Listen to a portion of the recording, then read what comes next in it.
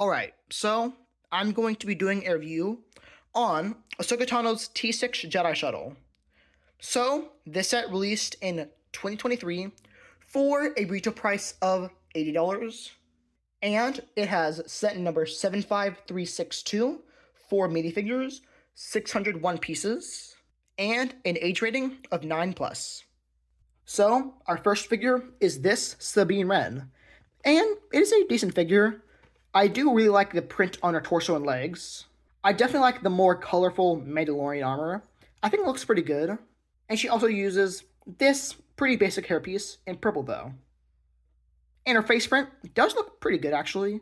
It is the newer skin tone, and it is actually the same color as the Mandalorian. And the print on her back does look pretty good, and she does have a pretty good second face. She does also include her helmet, which is done in gunmetal gray and does have some pretty nice printing on it. But I'm not exactly sure why. When she has her helmet on, something just looks a bit off. At least for me. It doesn't look bad, just something doesn't look right. I think it might be because she doesn't include any sort of cape or jetpack like most Mandalorians. I think that might have been it, because I feel like she definitely looks better with a jetpack, but sadly, one wasn't included in the set.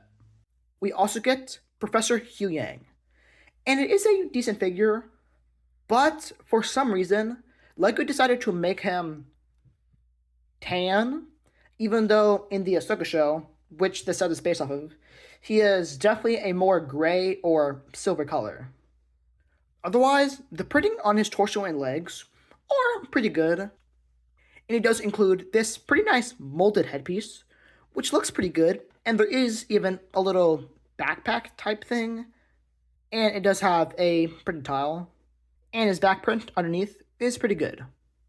Definitely the highlight figure in this set, at least for me, is the Marok.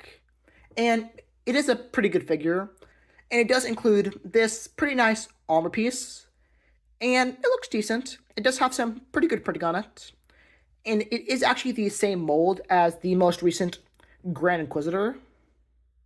But an issue with this mold is I feel like the shoulder pads are just a bit too high above his arms. And the printing on his torso and legs does look pretty good on both of them, and his armor piece. There is actually some very nice rusting detail, and it also includes this brand new helmet mold, which I think looks pretty good. And underneath his helmet, it is just a plain black head.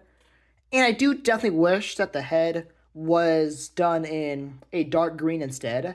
And on his back, there is a clip, so you can put his lightsaber. And his back print is decent. Finally, we have Ahsoka Tano, and it's a pretty good figure. The printing on her torso and legs are pretty good, and she does actually have great arm printing, which looks pretty good, but a downside is because her arms aren't dual molded, which they should have been. As you can see, the orange kind of sticks out on the sides. And she does use this smaller Lego piece, and it does have some pretty good printing on it, and her face print is pretty good. And if you're curious, this whole Lego piece is actually made of the more rubbery material. And this is her second face. Overall, this is a pretty good minifigure selection. All the figures were done pretty well, and I definitely feel like 4 figures was the perfect amount for this set. And luckily, all of the figures were done pretty well. My only real complaint with them is just that the Hugh Yang should have been silver instead of tan. But otherwise, the rest of them are pretty good. Alright, so for the actual builds, as you can probably see, it is done in gray. And while it doesn't look bad, it's just, I feel like it should have been done in white, just because that would have been the more accurate color. But one benefit with it being gray is the windshield for the cockpit. And that's just because, generally, LEGO has a pretty tough time having a white print match the white bricks on a cockpit. But for the actual cockpit, it was done pretty well. I do like this whole windshield piece that they chose. The print on it does look pretty good. And luckily, like I said, it does match the actual bricks pretty good. and you can just open it up, and there is some space for a figure. And as you can see, there's a little control panel right there. And you can obviously put a figure in, just like that, and close up the cockpit. And they don't look too bad inside. And next to the cockpit, there are two stud shooters. And we all know how those work. You just push it on the top and then they, fire. One partial feature, I guess, is you can actually take out the whole engine because it is just attached with a little Technic pin right there. And I mean, I guess you could use it as a little escape pod, but I don't think that feature was really intentional. Just because it wasn't really advertised on the back of the box or in any promotional images. But I mean, I guess it is decent. And I mean, you could do that on the original T-6 Jedi Shuttle. And the detailing on the wings, I feel like we're done pretty well. As you can see, there is a sticker right there. And one issue is that the gray stickers don't really match the bricks very well.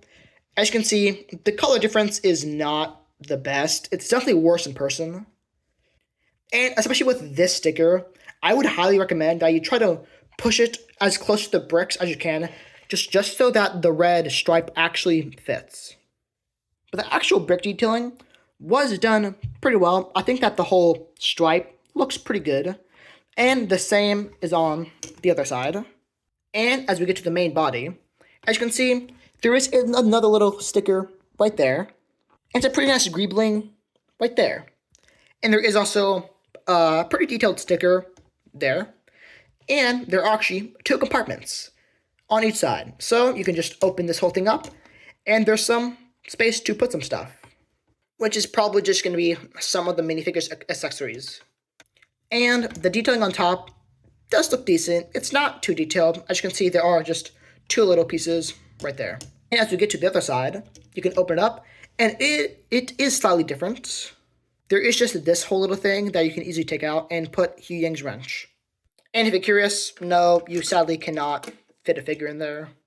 And at the back of the ship, there are, of course, the main engines and a little turret where a character would go.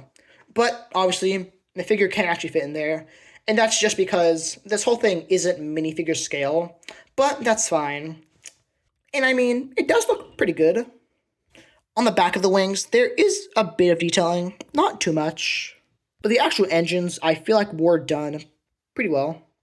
But the biggest complaint with the set is the fact that the underside of the wings does not look very good. LEGO just didn't bother detailing it whatsoever. I mean, I feel like they could have at least added a bit of the red stripe. But, I mean, yeah, it doesn't look very good. And there is, of course, the landing gear. And the way the landing gear works is pretty simple. It's just these things where all you do is you push forward, just like that, and then the whole thing just stays up. Sorry, I didn't have two of these poster boards, but the whole wings can actually spin around the ship. So it's pretty simple. First, you do have to retract the landing gear, and there is just this whole little gear thing, which you can do that. And it doesn't look too bad when it's actually spin around. It does definitely remind me of a starfish. And if you're curious, if you hold it the right way, you can kind of spin it all the way around. But, this side still looks bad. But, I mean, pretty cool feature overall. But would I recommend that you get the set? I mean, yeah, probably. It is a pretty good set, actually. The figures all are pretty good. I do have a couple minor issues with them, but otherwise, they're all decent. The build is overall pretty nice. I do obviously have a couple issues with it, mainly the bottom side of it. But if you're just displaying it like this, or with a stand or something, it's not going to look too bad. But I feel like the price is maybe a bit much. I don't know. I feel like $80 is a bit much to ask. I feel like $70 would be a much better price. But, I mean, luckily, you can find this set on sale pretty easily, especially in Costco. They usually have some pretty good deals. But, overall, I'll give this set about an 8 out of 10.